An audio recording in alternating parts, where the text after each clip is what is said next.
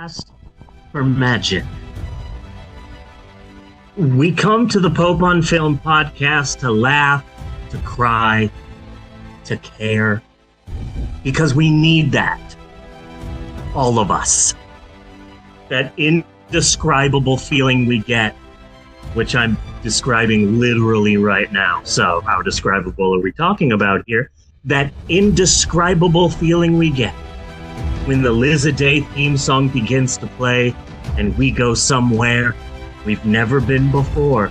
Not just entertained, but somehow reborn.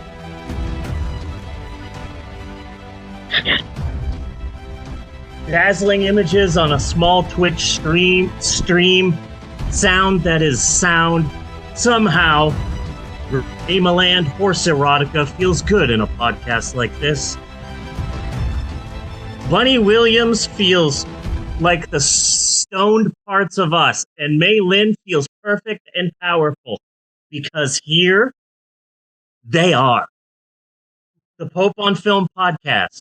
We make movies better.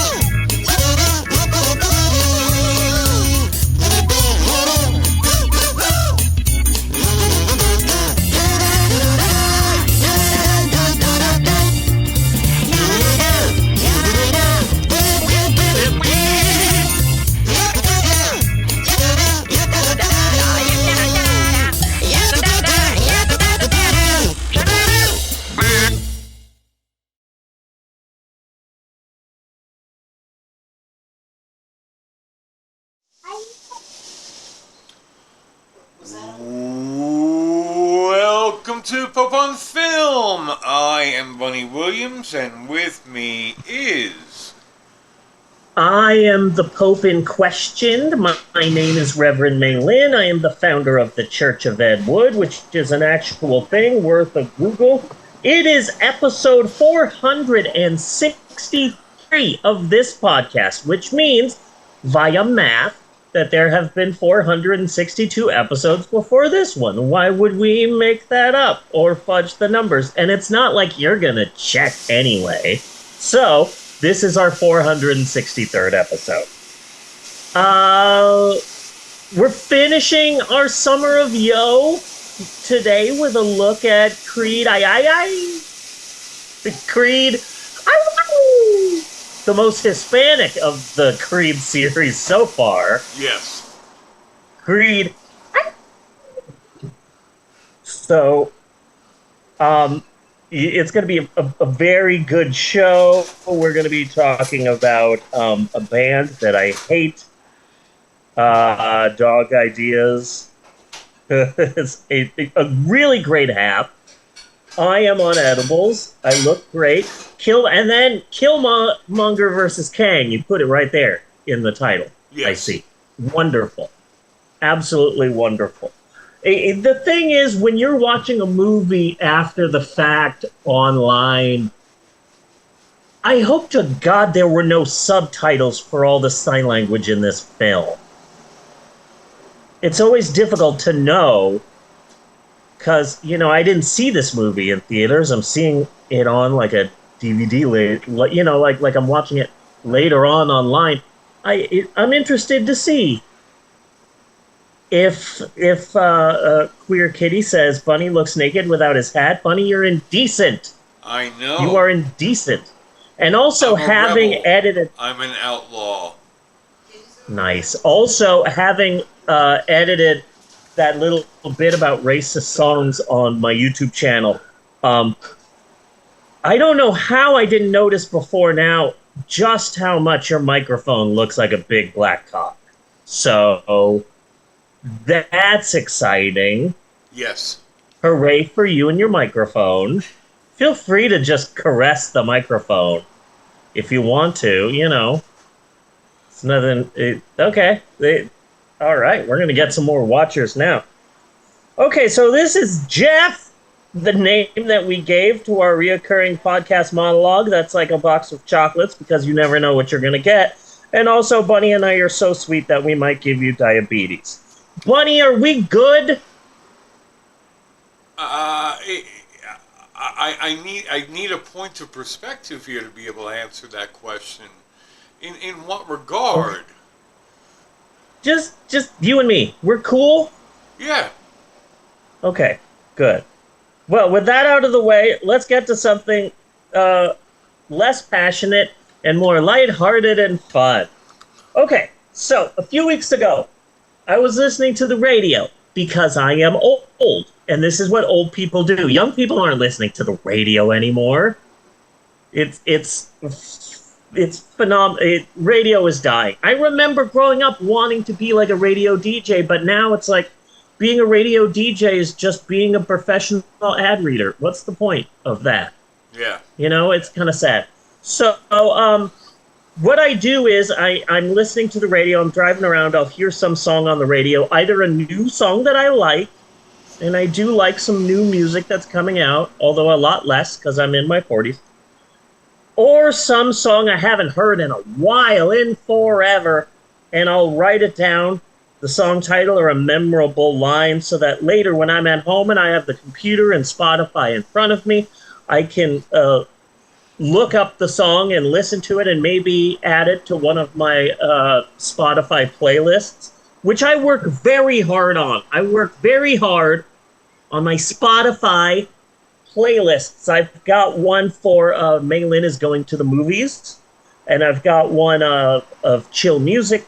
I've got one for being high, which is wonderful. A wonderful playlist that I love so much. Okay. So I'm driving, and I'm. What are some examples on that playlist? What was that? What are some examples from that playlist? I'm gonna pop it up right now.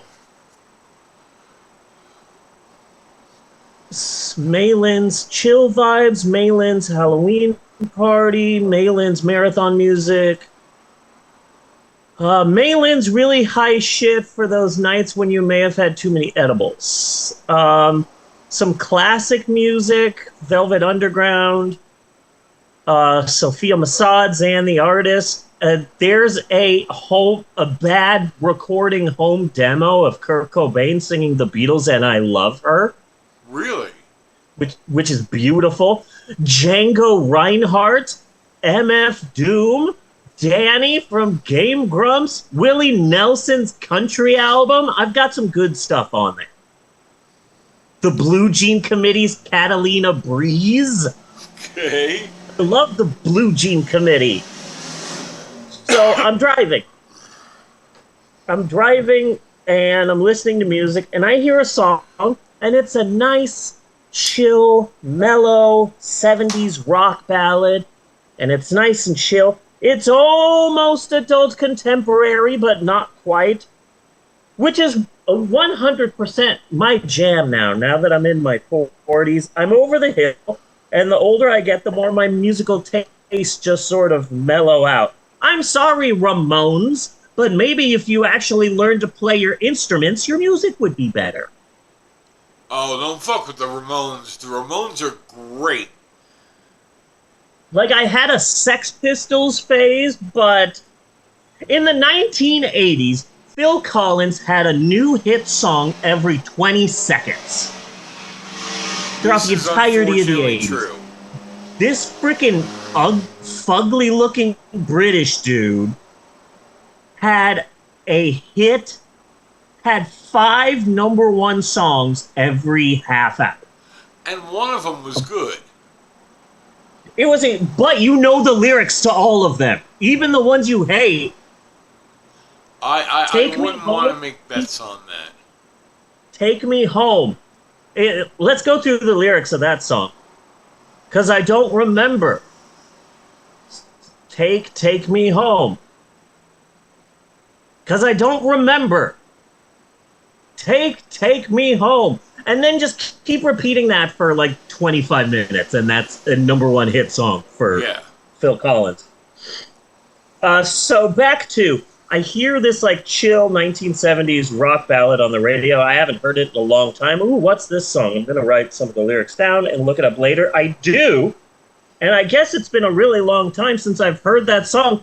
It was fucking bad. Really? Kiss. It was fucking bad. They're one good song. They're one good song. Fuck Kiss. Fuck all the members of Kiss. Fuck Gene Simmons. Fuck Kiss. I'm just gonna come out and say it. Fuck the band Kiss. Number one, I'm not white enough to enjoy the music of the band Kiss. Number two, here's and what you're way Gene too Simmons. old because it seemed like you would go straight from Sean Cassidy to Kiss. They were the next rung in the bubblegum ladder. Yeah. To be clear, I'm a professional podcaster, so I'm eating Lay's wavy ranch-flavored chips. Like all good professionals, I have picked the loudest food to be eating during the recording of this podcast. For Anyway, real what was I saying? Oh yeah, fuck Kiss. You have to get closer to the mic. Okay. While you chew. Fuck Kiss. Okay. Fuck Kiss. I hate Kiss. Basically, they're a professional traveling date rape band. And I don't care for them. I have never cared for them. I remember when MTV made such a big deal about, we're going to show Kiss without makeup. And like, oh, wow, spoiler alert, they're fugly. I don't care. Yeah. I do not care. And that really pissed me off, because fuck Kiss. I hate Kiss. Kiss can kiss my brown ass. And again, and I've mentioned this before on the show, like, I am just not a very musical person. Music isn't a big thing, okay? But for some weird-ass reason, I love music documentaries. Okay. I fucking love music documentaries. Never do I hear Kiss be brought up for an influence for fucking anybody. Yeah. You know? Understandable. Like rarely do I even like heavy metal documentaries or anything like that. Nobody's mentioning Kiss. Nobody is mentioning Kiss. It seems like they are famous only in their own heads, somehow. Yeah. They're famous because they tell us they're famous or something.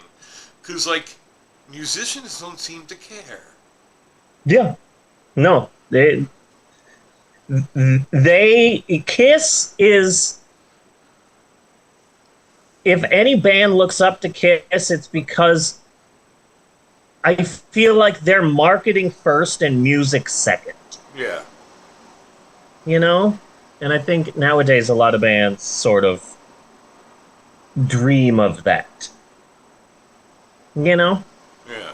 Bunny, you have recently purchased a scruffy mop of a dog. Have you settled on a name yet? I think we're settled on Whiffle. Whiffle. Okay. Because I have some more ideas. Okay. For names for your dog. So basically, if you haven't settled on a name, I've got some ideas. If you have settled on a name, get ready for your mind to be changed, because I have some great names. Yeah. Okay, anytime I've been on social media and I've seen you or Jeannie post something, I've already come up with a number of names, and all of them are gold, Pony Boy. Gold. But I've got some more here, okay? Yes, remind some of these the are audience. Okay, so just hear me out. You know, I've got some ideas. Number one, the vampire's tomb. The ghoul Here's a goes west. yeah. Excuse me. You don't know what I'm going to say next. The second possible name, the ghoul goes west, and a legitimate good name for a dog, Doctor Acula. Like I don't that's a get it. good name for a dog. I don't get it. No, he just has a cup in one hand and a big black coffee cup. So earlier, I made him progressive. I know, right? He's already looking naked, so. Yeah. Oh, hey now. I'm in the camera. No, you're not, because see it. Ooh. Yeah. So what's the dog from Rick and Morty? The white kid? Snowball? Snowball. I don't know. I don't know about that one.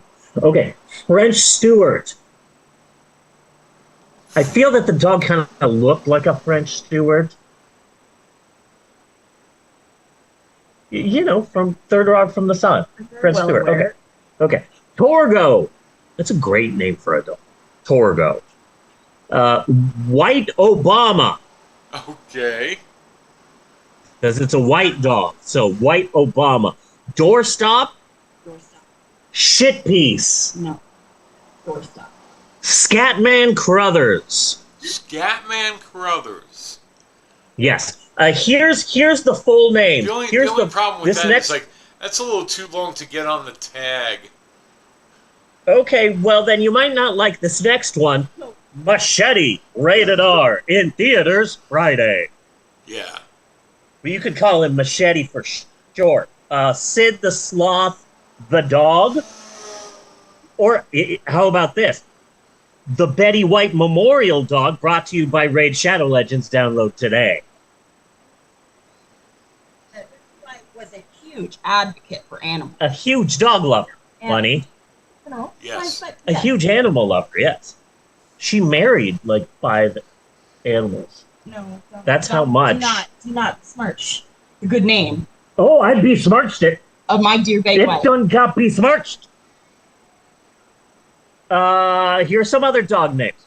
Stump Grinder, Rex Dart, Eskimo Spy, Michael Afton. At the point that I was making this list, Maxwell was explaining Five Nights at Freddy's lore for about 2 hours straight. So, Michael Afton, Michael Landon, Lopez, Jay Leno's Chin, 13. Just the number. The number is the name of the dog. So 13. Chartreuse. I was starting to get experimental with dog names at this point. Norville. Because the only Norville I know is Shaggy. Who names their kid Norville? It's weird. Supercar. We were kind of playing a little with just naming them all cops are bastards. Ooh, nice. So then I started thinking, okay, what if Bunny loses the dog? And he has to start calling for the dog. So that was on my mind for the last couple of ones. I'm naked. Who wants donuts? I really liked Who Wants Donuts. Yeah. Who wants donuts? Come here. Who wants donuts? And then all these people come to you. It's like, no, sorry, that's the name of my dog. Yeah. Oh, no, I'm sorry. That's the name of my dog. Okay, I knew I had that for a reason. Okay. Kindling.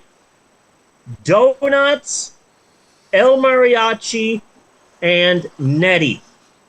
Yeah. This has been my list.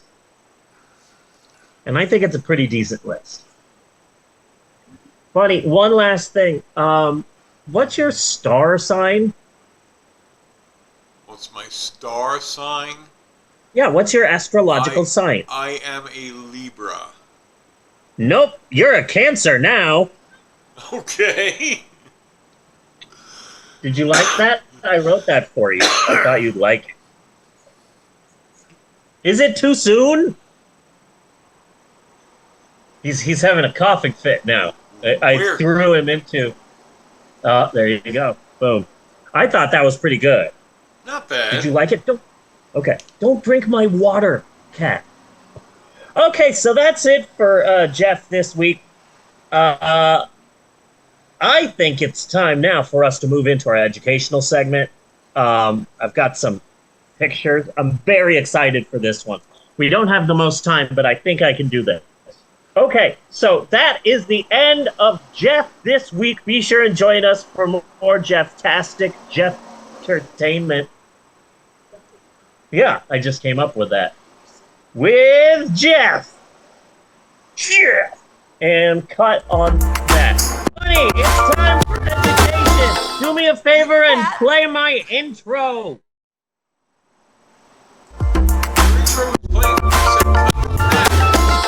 Cool.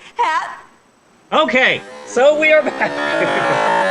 Oh, playing it a second time. Okay, that's cool. That was my bad. Okay. Buddy! Yes. If you're like me, you're no doubt a big fan of this podcast, The Pope on Film. I mean, who isn't? It's sweeping the nation. It's Swiffering the nation. But only the real fans, the true hardcore fans who have been with us since the beginning, only they would know the minutia of the show. The two undisputable facts, the two really real and in no way made up on the spot facts about the both of us, America's hottest podcasting couple, Bunny and Malin. First and foremost, Bunny, is the fact that when you are not doing the podcast, you are a celebrated wax sculptor, like Vinnie Price in House of Wax. So tell us, Bunny, what have you been working on lately? I have been working on a series of wax sculptures that is the presidential mistresses. Ooh, nice. Every president's side piece will be on display. So That's good. I don't think most people know, but Joe Biden and Taylor Swift, they got some shit going on there. Okay? Yeah, they do. Yeah, they do. Yeah. Yeah. So you just have the both of them like naked making out. Really awesome. Yeah. Then, of course, right next to Taylor Swift would be, of course, Stormy Daniels. And just down the line through Thomas Jefferson was a hard one, okay? Because, like, do you really consider the black slave that you repeatedly rape over and over again to be a mistress? I mean, I think that falls into a separate category, but it did not seem like he had an actual mistress because of that. So, and then how to play that one. And then Bill Clinton's two mistresses, Monica Lewinsky and Bruce Valanche. Not too many people know about Bruce Valanche. Yes. After I finish with this one, because this is the one at the moment. This is the one I'm most hottest to do. But after this one, I am pretty decided. I am going with famous conjoined twins. Nice. That's gonna be nice. But just one. But just what? But just like one of the twins. Oh, okay, good. Focus on one. Yeah. That's nice. You know what'll save you some money? Just make one and get a mirror. Yeah. Boom. I just saved you some money. You're welcome. So it would be like a famous female singer who just happens to have an extra shoulder. Yeah, Yeah. yeah. And the second fact, which is about me, is that I'm a lover of history. I love it, but I'm also a storyteller. So this is the part of the show where I get a story from the history books, maybe one that people don't know that well, and reword it via my own unique storytelling style. And that's what this is, another educationally uneducational installment of Historic Approximations, or as we like to call it, and to be clear, that's capital H, capital A, small p for those of you playing along at home. And also, this segment was originally called Steve's Historic Approximations for a number of years, but a dead name is dead for a reason, and so we are moving on. So, what is happening in HAP this week? This week, we are talking about one of our most horrible presidents. And no, we are not discussing 119-year-old Joey Biden or his rival Donnie Trump, the rapist in chief. We are going all the way back to 1829 and our seventh president, bloody Andrew Jackson. Yes. And the grossest, and the side half is the grossest, most unhygienic thing to ever occur in the White House that didn't involve a cigar. Okay. And a fun little aside, I called him bloody Andrew Jackson for a reason. Bunny, can you put up picture A? This is A in sign language. A. I called Andrew Jackson bloody Andrew Jackson because Michael Friedman's rock musical, Bloody Andrew Jackson, preceded the rap musical Hamilton by almost a decade. Did you know that Andrew Jackson got an emo rock musical, Bunny? No. Yeah, he got a freaking musical, and it was before Hamilton. Now, I'm not saying that Hamilton is a ripoff of Bloody Andrew Jackson, because Hamilton is a rap musical and a success, whereas Bloody Andrew Jackson was an emo glam rock musical comedy take on Andrew Jackson. And unlike Hamilton, Bloody Andrew Jackson was a huge-ass failure. Yes. But I dare say Bloody Andrew Jackson walked so that Hamilton could run.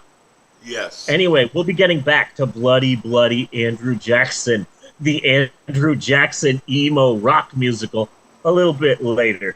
But aside completed, back to the action. Andrew Jackson, can you put up a B? This is B in sign language. Not only am I teaching you about Andrew Jackson and rock musicals, but also I'm teaching you a bit of sign language. This is B. Yes. Andrew Wilberforce Jackson. His middle name was not Wilberforce, but doesn't he look like that would be his middle name? He's got a Wilberforce in him. He is also one of our most vampiric-looking presidents. Yes. That he is. And also, like, here's his body, and then he has, like, 2 feet of neck, and then his head is, like, way over here. It's like his mom had sex with a giraffe. So he's, like, half human, half giraffe. And do we know that she didn't? Do we know that she didn't? No, we do not. He looks like he's Is there either... any evidence to refute Andrew Jackson's giraffe heritage? No, there is not. I'm just asking questions. I believe I mentioned...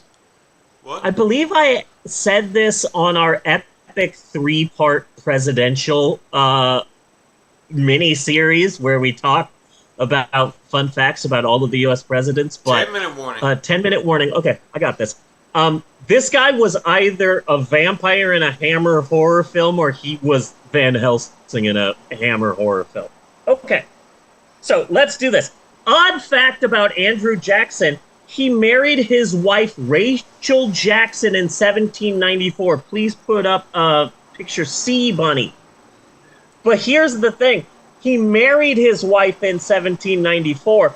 They eloped in 1791. She was previously married to a guy named Lewis, and then she met Andrew Jackson and fell in love, and they eloped in 1791.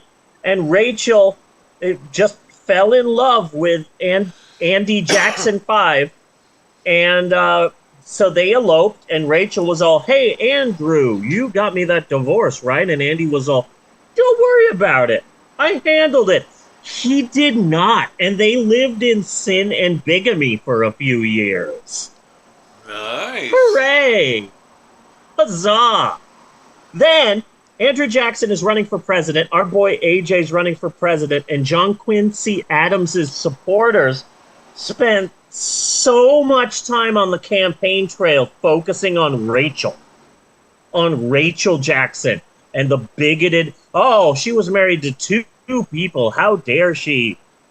And then, right before the election, Rachel died, and the former war hero, Andrew Jackson, became a widowed former war hero, so he got the sympathy vote. And Rachel here went from possible first lady to our first dead-ass lady. Yeah. Which is exciting. She looks like she's auditioning to be a ghost in a picture at Hogwarts. Yes, she does. That's what she looks like. Okay, back to Andrew Jackson. Can you put picture D up, buddy? Oh, wait a second. That's not Andrew Jackson. That's the star of the musical Bloody Bloody Andrew Jackson. He looks like he's going to go to a disco and start a panic. But yes. Yeah, that's the star of the musical Bloody Bloody Andrew Jackson. So Bloody Bloody Andrew Jackson, the man, not the musical. Andrew Jackson was an a-hole with a lot of questionable decisions that we are not going to discuss. Like his ethnic cleansing of Native Americans, killing thousands of innocent indigenous Americans. We're not going to discuss the stealing of Andrew Jackson's stealing of Native American land to create Alabama, Georgia, and Florida. Can we just give Florida back to the Seminole Nation? I think we should. Possibly. It would be a good idea. Yeah. And we won't talk about how he threatened to use the military against South Carolina or the assassination attempt on his life. No, because we're going to be talking about the cheese, Bunny. Okay. The cheese! Hit the next pick, Bunford. That's E. This is E. And E goes like this, because if you look at it in the side, oh yeah, it kind of does look a little bit like an E there. Andrew Jackson was considered a populist president, a man of the people. He was in the frontier and dealing with the frontier back when all of our politicians were still wearing powdered wigs and cared only about the city. And he's like, when is Washington? When are the politicians going to care about the normal people, the regular people in the frontier? And so when he was president, oftentimes he would directly go to the people. I wonder what I should do in this situation. I'll ask America. Hey, America, what should I do? I'm going to do a poll, and all of you vote. And all of America was like, wow, a president who actually cares about us. A president who's not a rich person from the city. Oh, man, he's a man of the people. We love him so. So people really love Andrew Jackson. And so someone had an idea to give him a gift. Quote, the greatest cheese in America for the greatest man in America.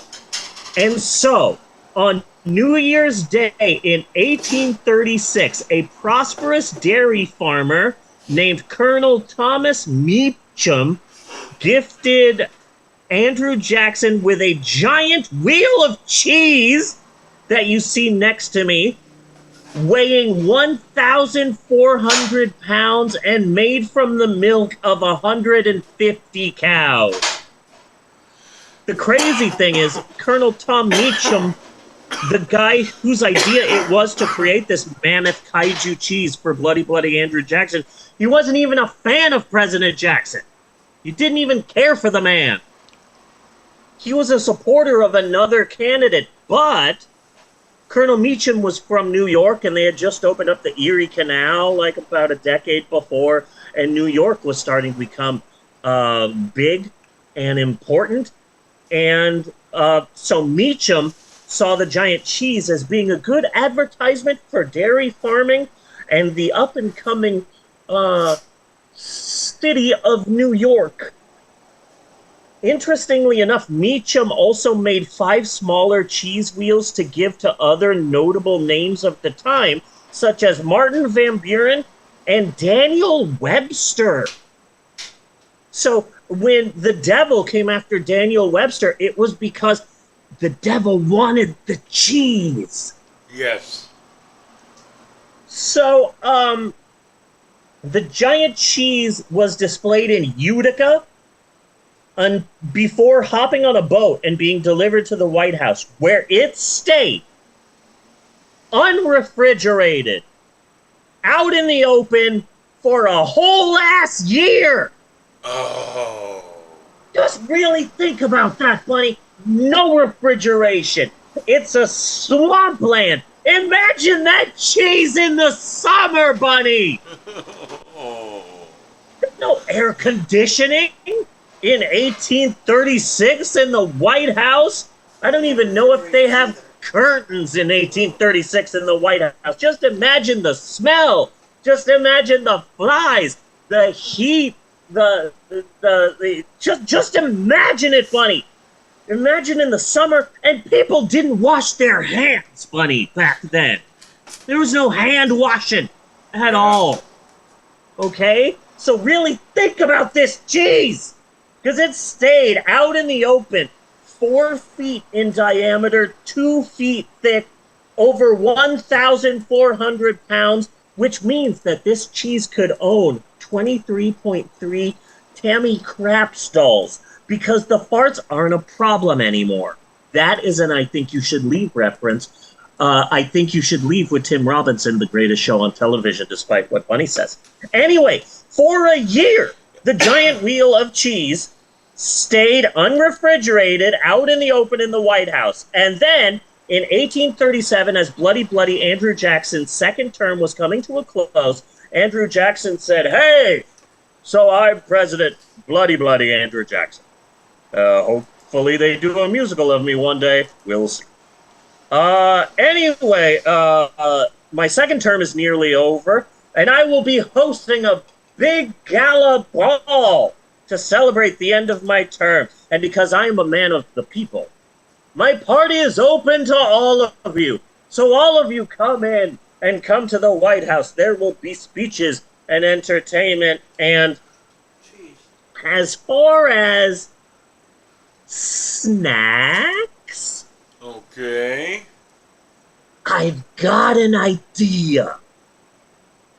What you see here, Bunny, less than a minute. What you see here is a drawing of that event where people came and just ate the cheese. Oh. Kids and old people and adults just walking up to this unrefrigerated year-long White House cheese and getting their dirty hands and just cutting and grabbing whole pieces of this White House cheese and putting it in their mouth, Bunny. This occurred on February 22nd, 1837. Andrew Jackson threw a party at the White House, and just imagine the smell. Change it to F really quick. This is F. And to tie this whole thing all together, Bunny. Oh.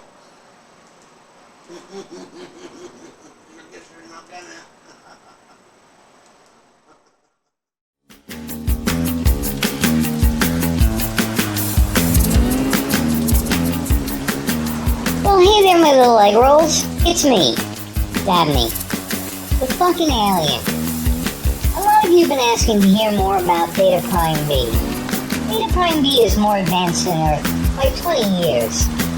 It'll give you a glimpse into your future.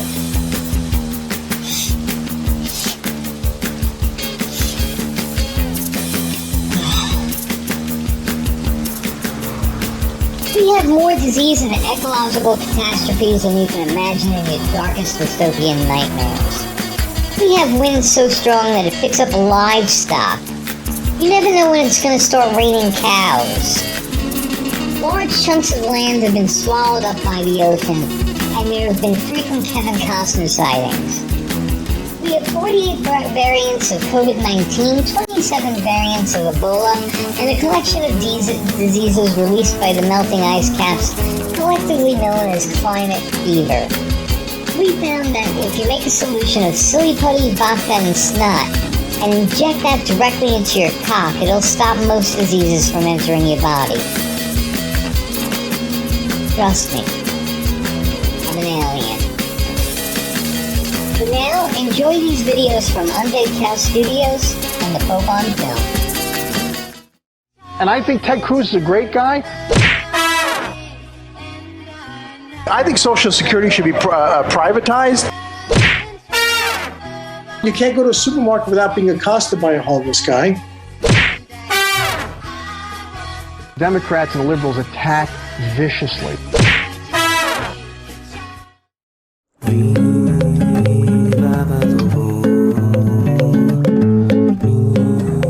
Hello, everybody.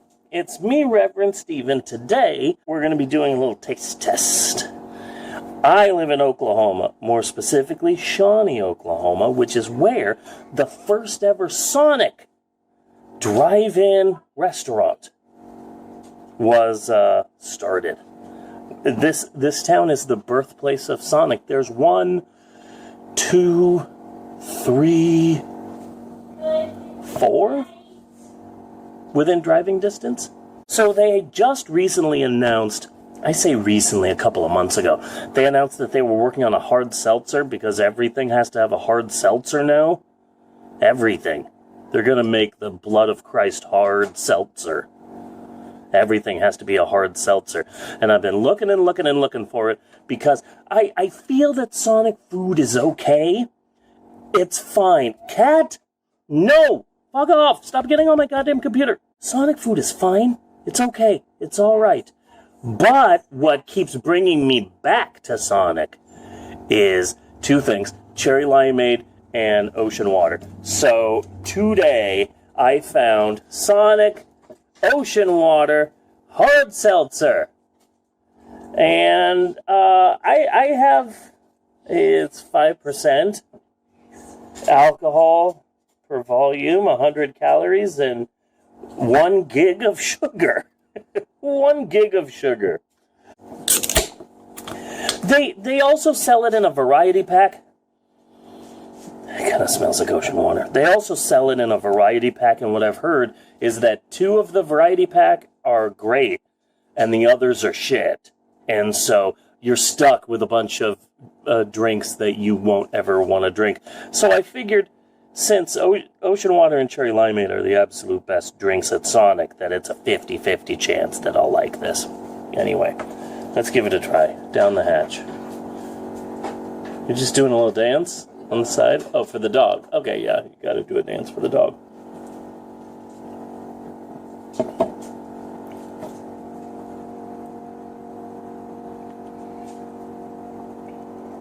There's no good way to say this. This tastes like a water park. This tastes like sunscreen. This tastes like the water park inside of the California State Fairgrounds. The lazy river and the wave pool. And oh no, I've gotten a little bit of the water of the wave pool in my mouth. That's what this tastes like.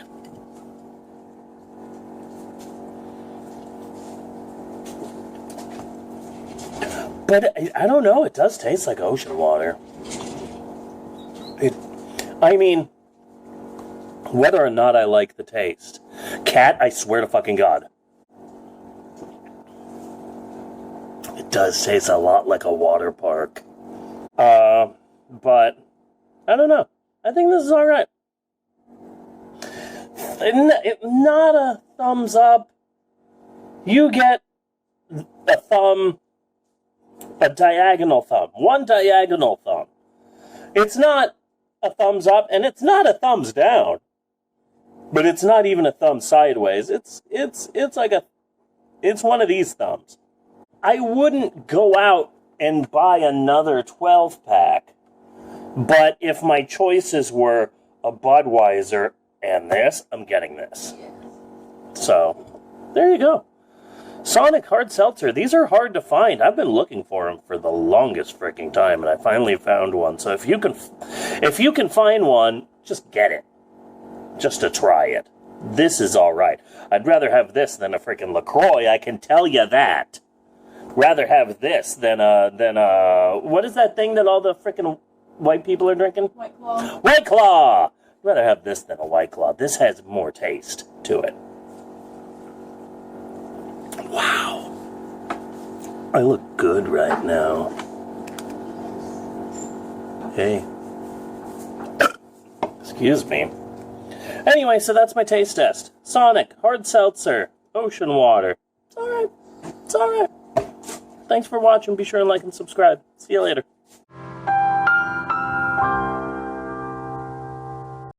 On the death of John McCain, Lindsey Graham was forced to roam the halls of Congress in search of another set of balls to lick. Luckily, Trump's nutsack was within sniffing distance. No matter how many times Trump hurled insults at Lindsey Graham's best dead friend, Lindsey sucked up that scrotum like Thursday's soup. Oh, you're the best golfer I've ever seen, Mr. Trump. Ooh, you bring a kind of magic to the Republican Party, Mr. Trump. Lindsey Graham. What a fucking beta cup. Check out this video by our friend Tim Caldwell. In the village of Santo Palo, there is celebration.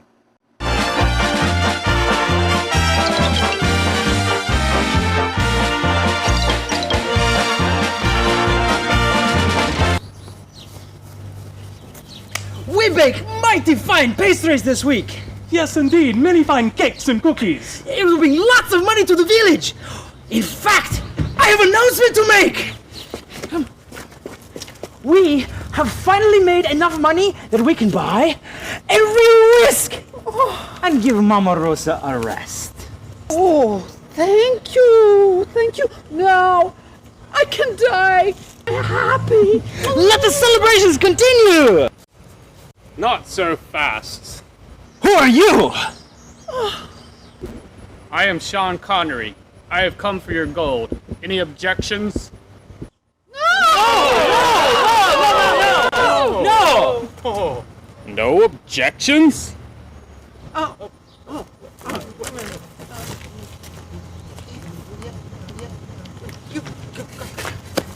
Senor, we are a poor village of bakers. And one prostitute. But, we have no gold. Just the ingredients to make our pastries. You are a village of bakers? Then I will take your ingredients. Ocho Cinco will stop you. I am afraid of no man whose name has 4 syllables. I will take your supplies. But first, those pancakes you made this morning weren't fluffy enough, woman.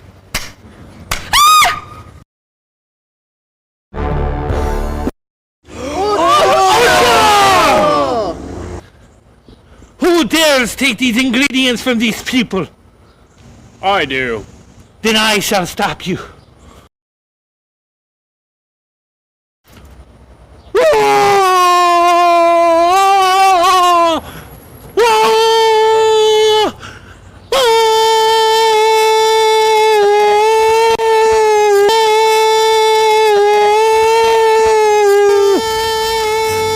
Wrap it up, man.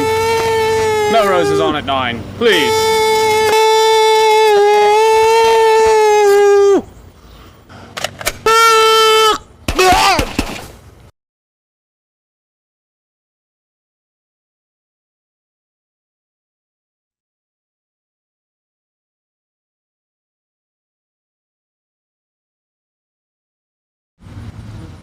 Do you think he's dead? I don't know. Is he breathing? Let's take his wallet.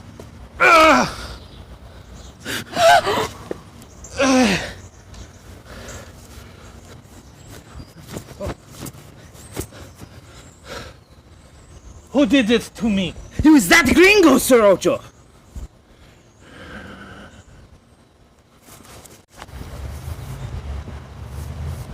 You shot me? I came here to defend this village against evil and you shot me? This will not go unpunished. I am Ocho Cinco and I...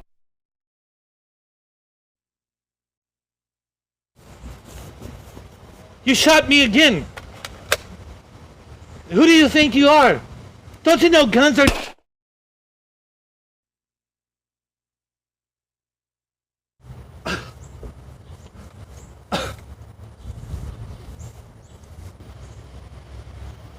Please stop shooting me. It's okay. I'm out of bullets anyway. Good. Now we will fight like men. No. I'm not used to hitting men. I will take my leave of you and your crappy village. But mark my words, Ocho. I'll be back.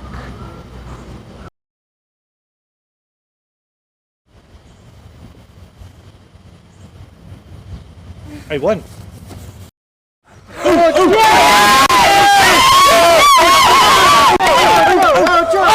you have saved us! Oh, you have made our village safe again. Thank you, Ocho. I will always protect this village against the gringos and the vampire wizards.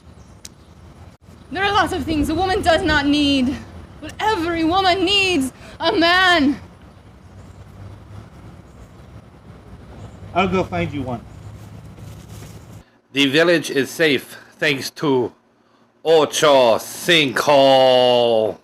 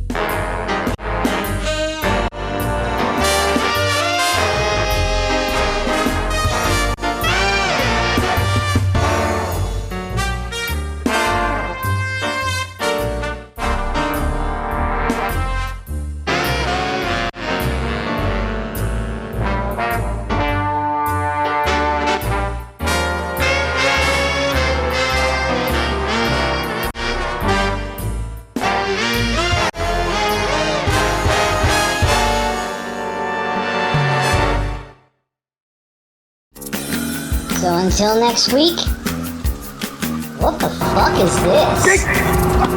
Hi! Hi! Hi! Hi!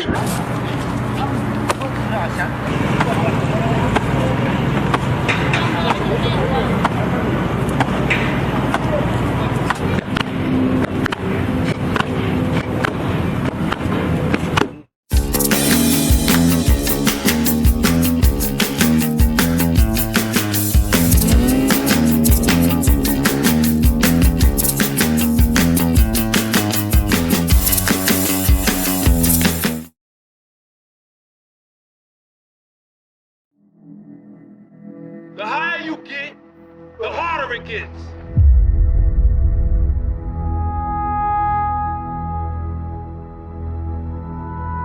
That's life. Because this is a war. It's a fight. It's a battle. So, how long have you known each other? We was like brothers.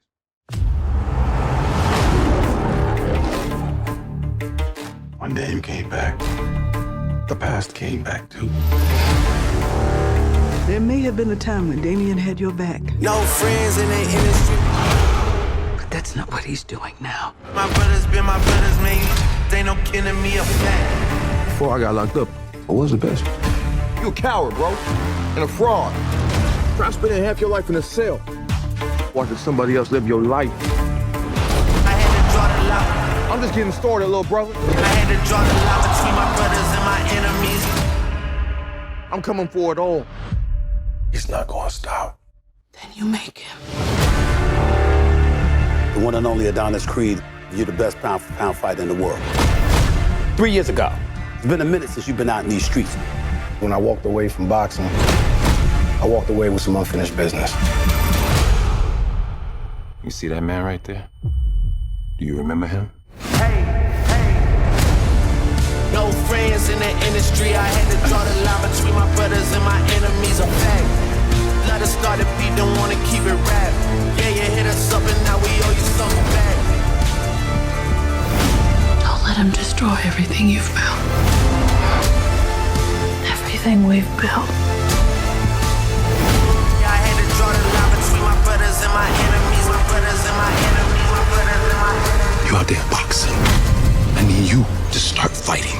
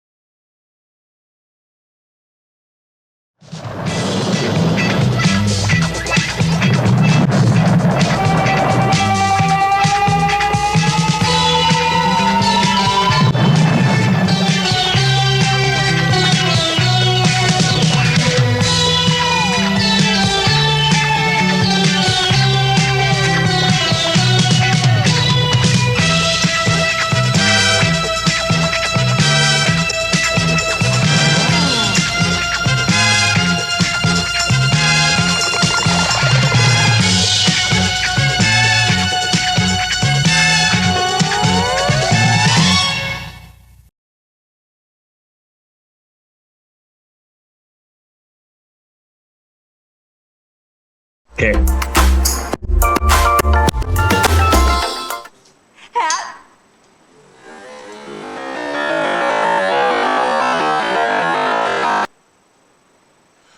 Please tell us more about Bloody Andrew Jackson. So we were in the middle of Hap, and then it cut off. The previous picture that we had showed was a picture of everyone eating the cheese, and this is a description of cheese eating.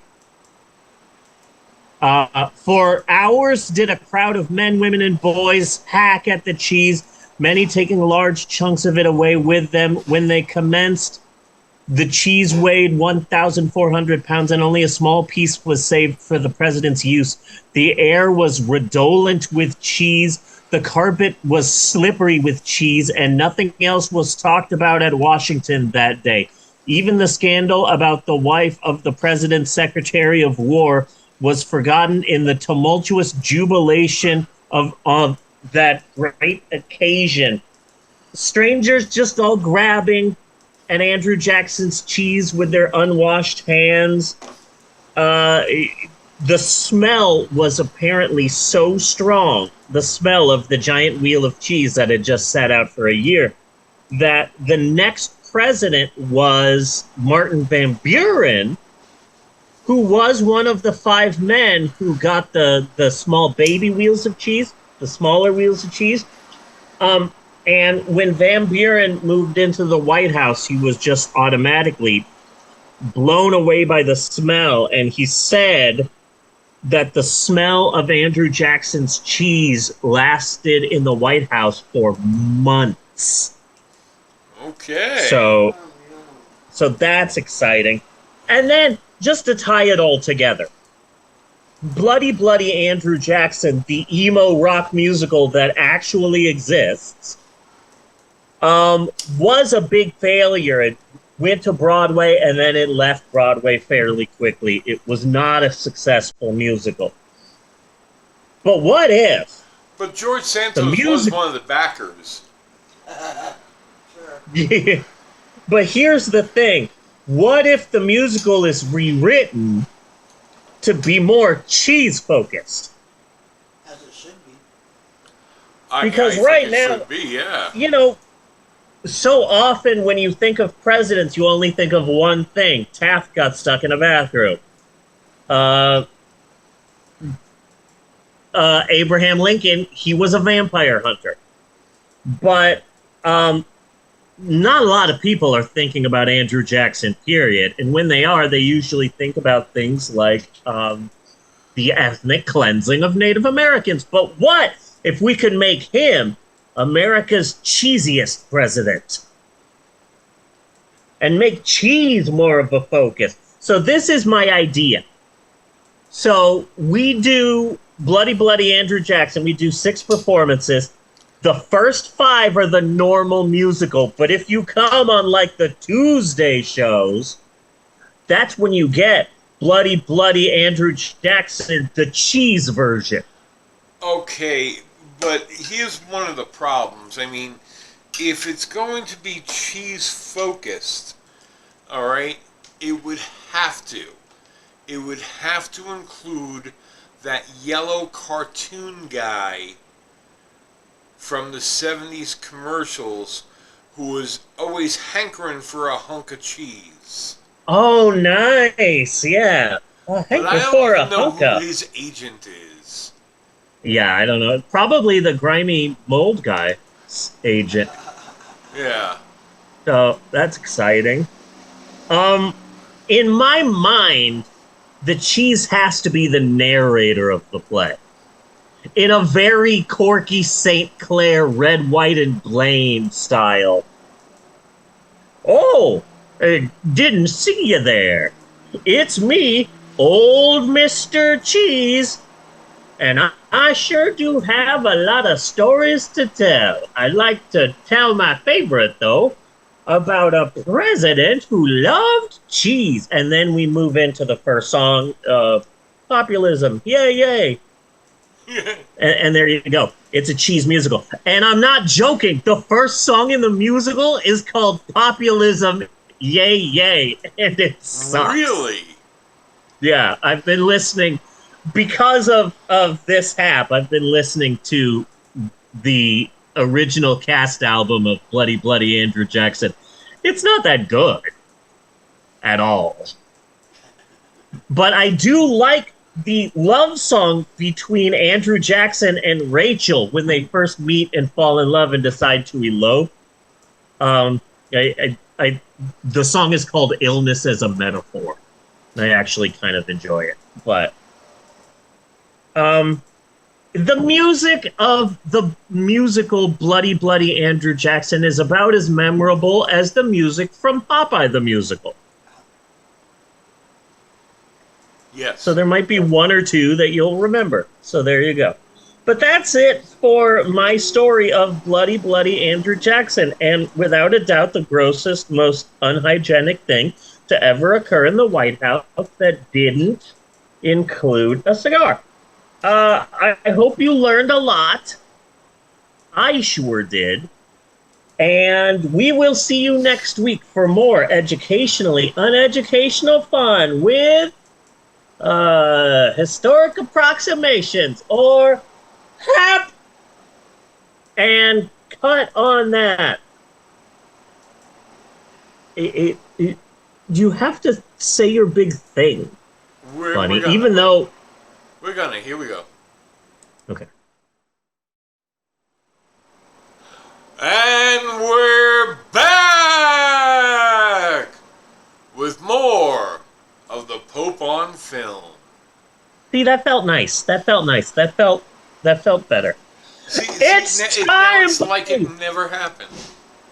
Yeah, like it never happened. Never happened. It's It's time, buddy! It's time! It's time! Yes, Bunny, my friend, it is time once again for all of us here on the Pope on Film podcast to twerk our way into the third part of our big shoe. And it is said third part wherein we finally and eventually get around to discussing our low-cost, super effective, or your money-back movie of the week. And this week we say goodbye to our summer of Yo with a look at the 9th movie in the Rocky series, the Rocky List, Creed, which is the official way to pronounce it. Yes. Also known as Creed 3. Creed 3 is what the real the fake fans call this movie. Creed 3. The real fans know that it's Creed because it's the most Hispanic because of whatever that one Mexican dude is. I was just excited to see a Mexican in one of these Rocky movies. You're talking about Plot Device Guerrero. Yes. So here we are, 47 years removed from the first Rocky movie, and here we are watching the 9th movie in the Rocky series without Rocky in it. Bunny, give us your thoughts on this Rocky List movie. Does Stallone's absence help or hurt the film? Oh, well, since this is my favorite of the Creed movies, I would have to say, fuck Stallone. Yeah. He had an idea for, originally this film was going to feature Adonis Creed fighting the son of Clubber Lang. Yes. Because apparently just all of the characters have sons and everyone gets a shot. They decided not to do that, and thank God they didn't, because that would have sucked. Yes. But I did feel that this story was a bit familiar.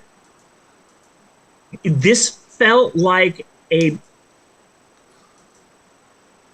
didn't try to remake Rocky 3, but they had Rocky 3 in mind. Yeah. That's what this movie felt like. Because, like, here's this. Damien had the eye of the tiger in this. Yes. Oh, but you know what Creed had? He had that. My favorite part of the movie was Sherlock Holmes. Creed has Sherlock Holmes powers now. Yes. You remember that pit fight in that one Robert Downey Jr. Sherlock Holmes movie where he sees everything in slow motion and it's like, ooh, I sense a weakness here. And then I can... Like, that's what Creed has, like, Spidey sense now. Yes. And can sense things. And I thought that was pretty great. And also, there was a scene where, like, oh no, things are getting pretty dramatic, and Creed does go on a Rocky-esque emotional drive. Yes. And I was kind of hoping for, like, the music of Survivor to start playing and make it an official, I need to think about my entire career montage. But that didn't happen, sadly.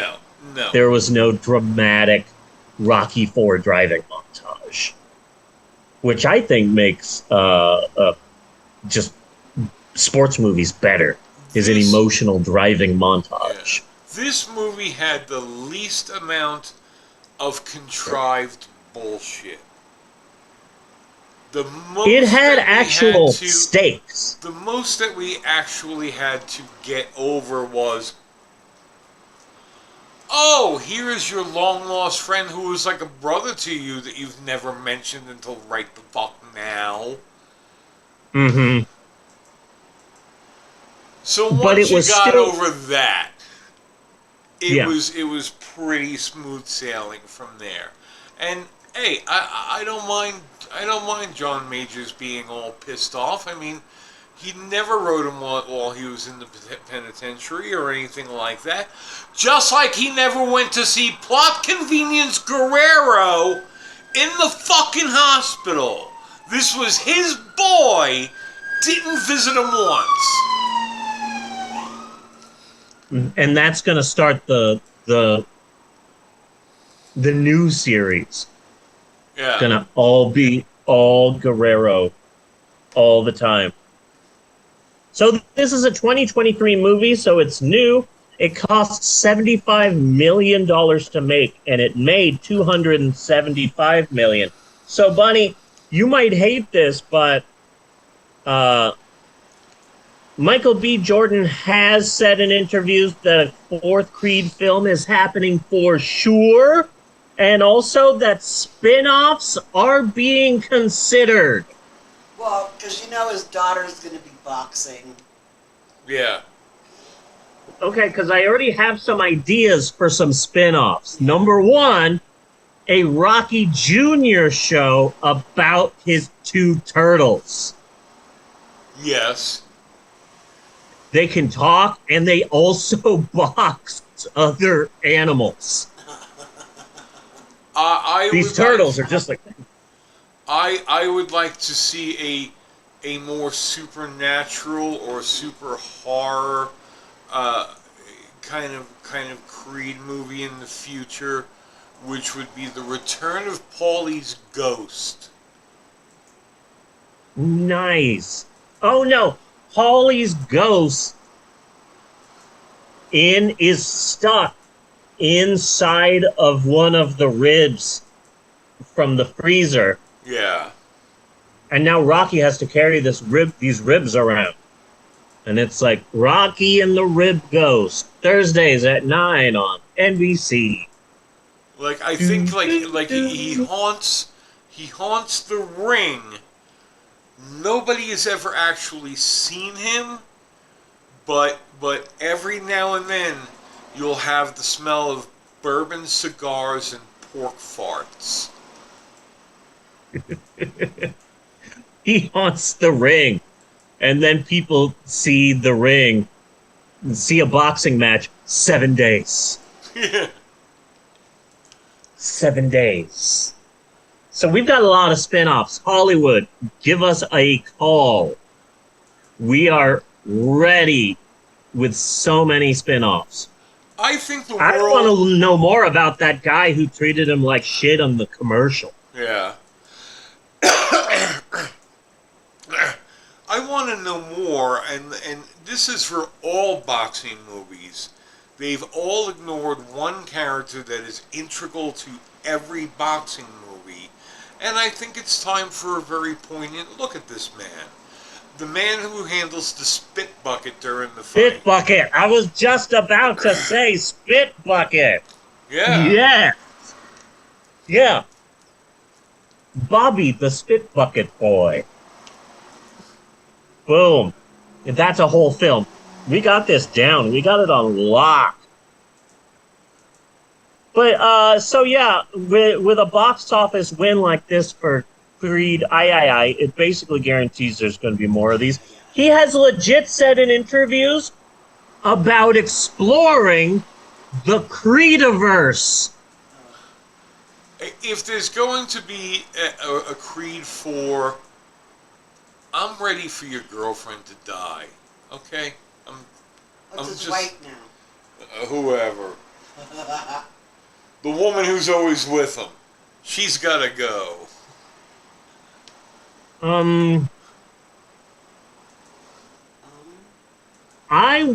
Okay, so if Michael B. Jordan is talking about the Creediverse, then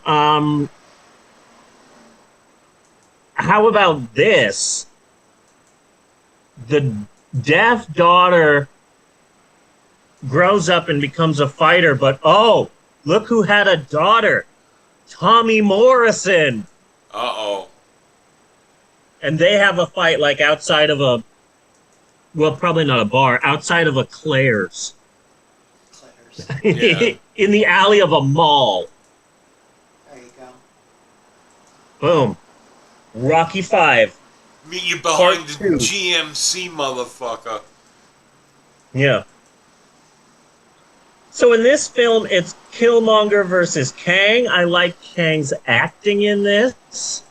Yes. He did a great job, and so I love all the sign language too. That was really awesome. I mentioned this in the beginning of the podcast, but it's always difficult when you don't see a movie in theaters and you're seeing just like a copy on your computer. I don't know if there was any subtitles for all of the sign language in this film, but I hope there wasn't. I hope that there's just silence there, because that would be awesome. But yeah, originally Kang was supposed to play the son of Clubber Lang, and thank God they didn't.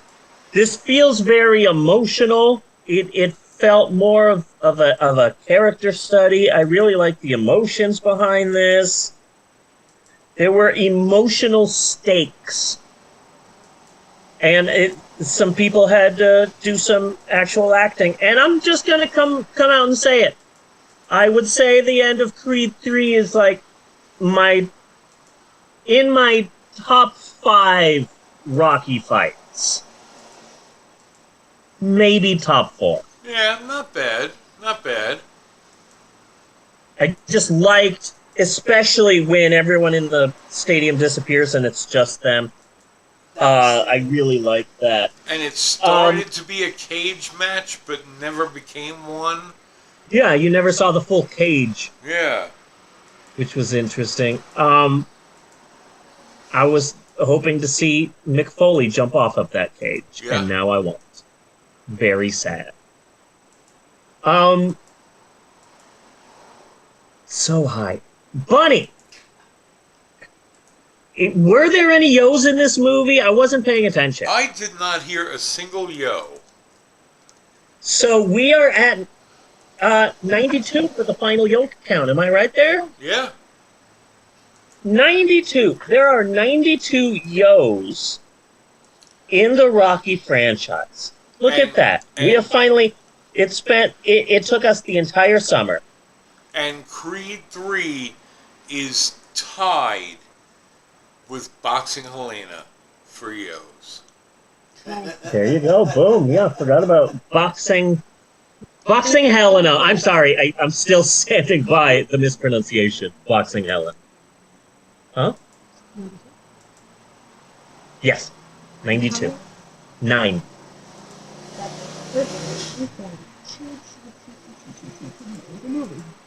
10 point how many? 2. Thank you for going slower that time. I really... Okay. Hi, Bunny! Hi! I'm doing great. Are you done mowing? Oh my god. Okay. Did we get a notice? I didn't think we did. No, we didn't. Yeah. I noticed her the other day walking through the side, and it felt weird because of it. Bunny, so we are done with the summer. We are done with our summer of yo.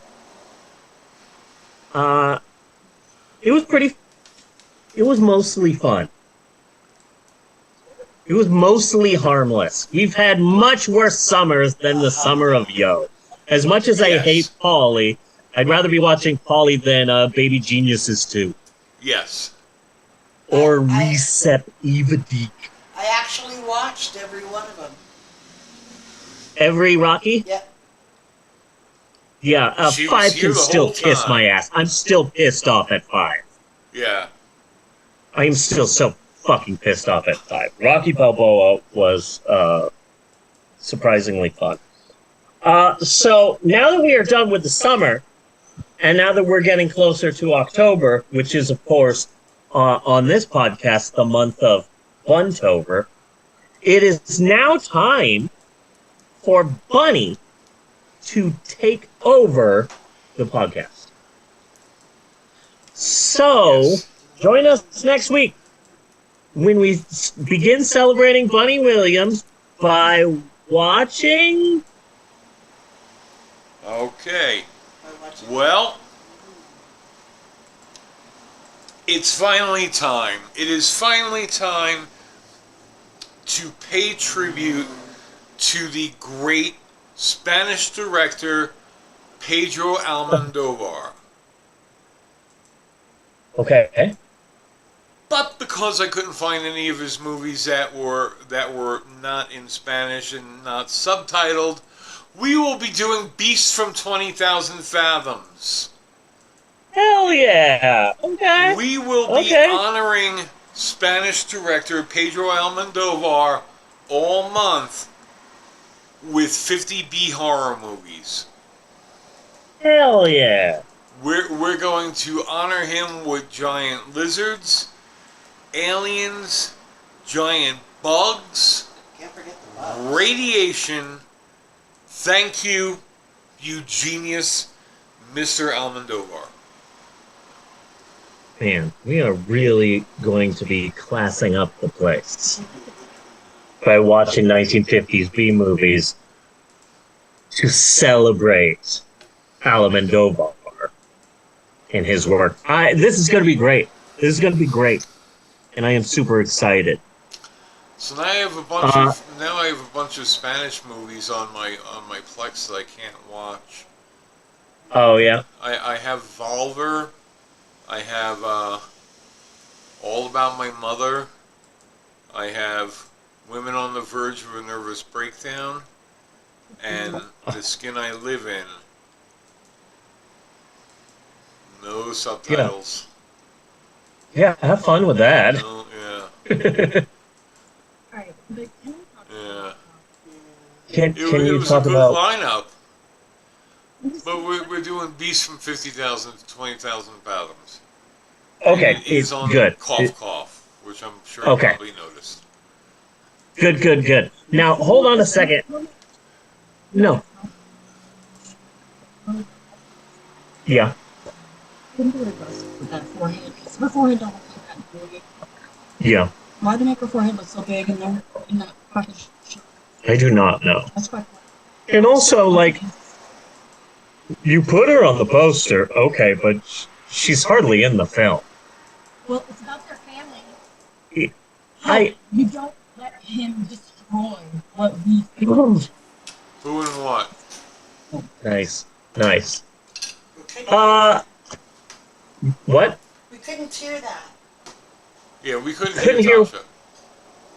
Oh, they couldn't hear you at all. That's exciting. I have no idea. No, they couldn't hear you. Yeah. Oh. I don't know. You should be louder. I was talking about their child's forehead. On the promo photo that you got up there, it's hella big. But in the movie, her forehead is not that big. In the beginning of this podcast, I thought I looked so pretty. But now I look at myself in that little box, and I feel like Joey Ramone is on hormone replacement therapy. And I don't like it. Aw, thank you, honey. She said Joey Ramone is beautiful. So that's all I've got this week for Creed. Aye. Do you have anything, buddy? Regardless of her forehead height, I want her dead by next movie. Yeah, who's gonna die next? You get to a point in the Rocky franchise where it's like, who's dying in this one? I mean, I don't know. I don't know who died. Heathcliff Huxtable's wife died in this one. Yeah, his mama. Yeah. She died in this She's one. always picking a fight with him, and like she's not always right. And the one in this one was great, where she's, you've got to deal with your anger issues or whatever the fuck she was like, and I was like, he was fine until you came in the room. He was just quietly, sadly drinking. That's all he was doing. Yeah. Damn, that's fucked up. What were we saying? I asked who died. Oh, okay. Yes. Okay, so you guys were putting bets on the girl dying in the next movie? Yeah, either the girl or Duke the Jr. I don't know. So going on? She's going deaf. Oh. And their kid is already deaf. She's deaf and she gets brain cancer of the lungs. Yes. The lungs brains. That's exciting. The son of Duke.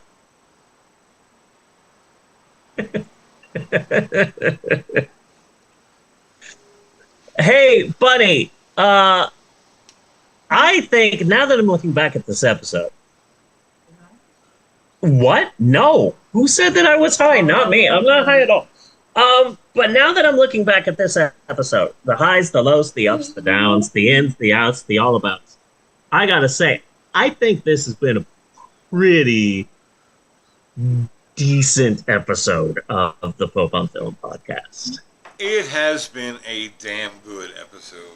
Okay, yes, thank you. Eleanor's in the car? Yes. Oh.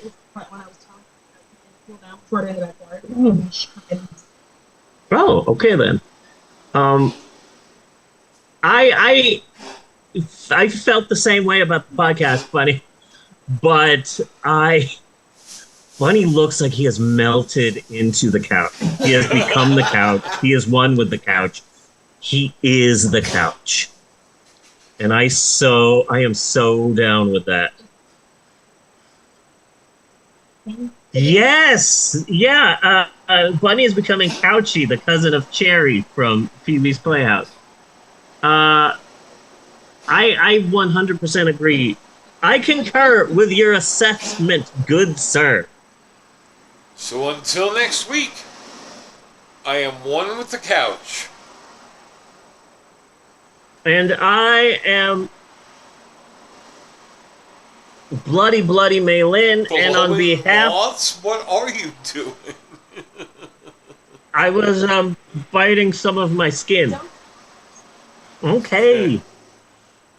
And on behalf of Natasha and Eleanor and Maxwell and everybody else, I just want to say thanks for listening, and we will see you next week, you godless heathens. Thank you. I don't know how to do this. I don't know. I ran out of ideas. And you? I agree. And you what? I agree. I agree? I agree. You scream. Don't scream. That's cute. Do. Cut and print. That's a wrap. I did it.